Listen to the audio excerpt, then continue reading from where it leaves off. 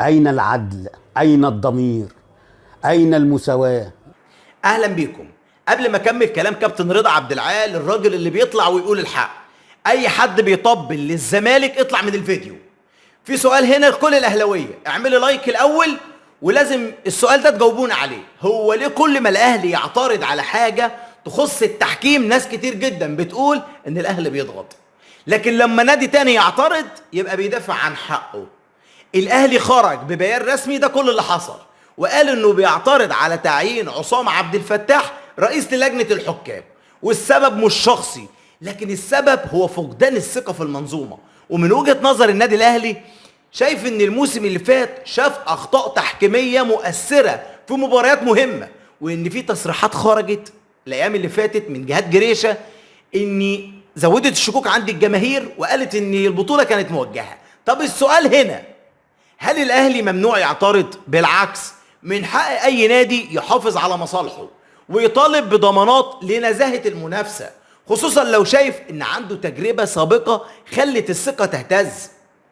في المقابل اتحاد الكوره قال ان تعيين رئيس لجنه الحكام من اختصاص مجلس الاداره، وان القرار نهائي، وده حقه كجهه مسؤوله عن اداره المسابقات. قولوا لي طيب الاهلي يعمل ايه؟ المشكله الحقيقيه مش في مين له الحق عند مين او يعين، المشكله في الثقه، لان اي بطوله قويه لازم اساسها يكون التحكيم العادل.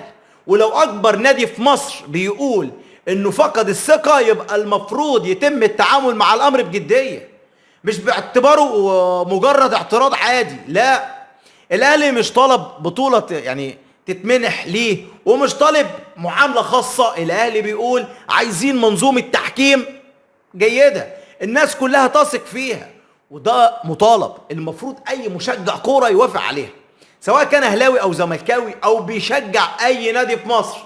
اللي بستغرب له جمهور الاهلي، ان الموسم اللي فات شاف جدل كبير جدا في التحكيم، ولسه لحد النهارده في تصريحات بتطلع من جهات جريشه الحكم، وبيقول ان في لقطات اثارت الجدل. طبيعي جدا ان النادي يبقى عنده تخوف من تكرار نفس السيناريو. خسرنا بطوله وحفلتوا علينا واخدينها بالتحكيم. انا شايف ان الازمه دي مش هتتحل ببيانات متبادله، لكن هتتحل لما يبقى في شفافيه كامله وتطوير حقيقي للتحكيم ومحاسبه واضحه لو حصلت اخطاء مؤثره. انا مش هقدر اقول لك اكتر من كده. التحكيم في مصر في ادنى حالاته، في اسوأ حالاته. التحكيم في مصر وصلت الدرجه ان احنا بنغلط ونطلع نقول بعد ما المباراه تنتهي اخطأنا. طب انا هستفاد ايه حضرتك؟ انا هستفاد ايه من اللي انت بتعمله؟ انا هستفاد ايه من كلامك؟ قول لي. تصريحاتك اللي انت عملتها ما فادتنيش باي حاجه. تصريحاتك دي كلها على بعضها مش هترجع اللي فات. خلاص، لا اتحاد الكوره هيرجع ويعيد مباراه الاهلي، ولا اتحاد الكوره هياخد الدرع من نادي الزمالك ويديه للاهلي. مفيش الكلام ده. فالاهلي من البدايه، على فكره جمهور الاهلي كان بيطالب بكده، احنا كنا بنطالب ان الاهلي ياخد موقف. الاهلي يا شباب اخد موقف، ليه ما نقفش في ظهر الاهلي؟ الاهلي اعترض على كده، وانا من ضمن اكتر نادي اتظلم تحكيميا في مصر هو الاهلي، وبالاثبات.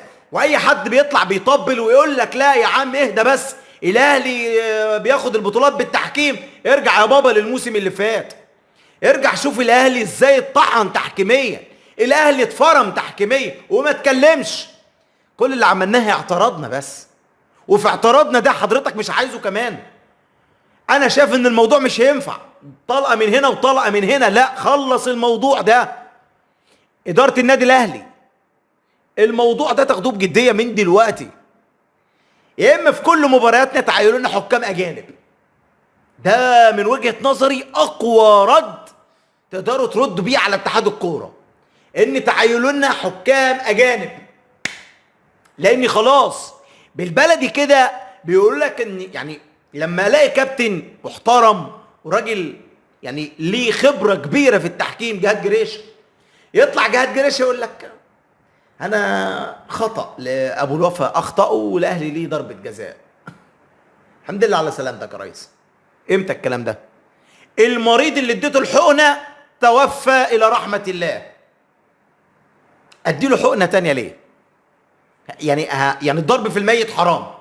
الاهلي خسر البطوله بسببكم، فدلوقتي هو الوقت المناسب اللي الكل يعترض فيه. احنا عايزين منظومه تحكيميه تدير المباريات بكل شفافيه. مش هقول لك ان احنا ما اخطأناش، لا، كلنا بنغلط، كلنا بنغلط، لكن المشكله انك تستمر في الغلط. دي اكبر كارثه ممكن توجهها في حق نفسك، انك تستمر في غلطك، انك ما تعترفش انك غلطت، وان اللي غلط ما يتعاقبش. هنا بقى يصير قانون اسمه قانون الغابة، قانون كل واحد يعمل اللي على دماغه. لو اللي اخطأ ما اتحاكمش او ما اتحاسبش، كده انتهت. من حق الاهلي يعترض على التحكيم من بداية الموسم قبل ما المباريات تبدأ، علشان بس يكون الموضوع على شفافية وعلانية. اتمنى ان حضراتكم تقولوا رأيكم في التعليقات. هل قرار الاهلي وبيانه بان طالب ان لجنه التحكيم الموسم الماضي شفنا ما كانش فيه شفافيه، هل الاهلي كلامه صح؟ وهل رد اتحاد الكوره بانها الجهه المسؤوله عن تعيين الحكام حتى يعني بيقولك على مزاجنا هتمشي براحتنا، هل ده صح؟ هستنى ردكم في التعليقات، بس ما تنساش لو انت وصلت لحد هنا معايا اعمل لايك للفيديو، والى اللقاء في فيديو اخر.